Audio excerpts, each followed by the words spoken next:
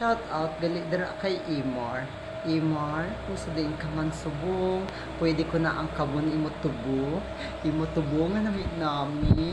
Sige na Imar, dugay na pag dinalok ha. Ang grasya, dapat ginapatilaw.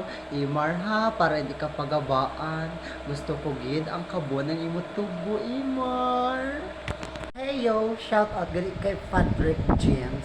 Patrick James, kung sabihin ka man subong, ari ako di gahulat sa imo Patrick James. Ginalangaw na di Patrick James akon nga kangkang. Limpyuhan mo ni akon bukangkang ha. Kay gin preserve ko ni para sa imo Patrick James akon bukangkang.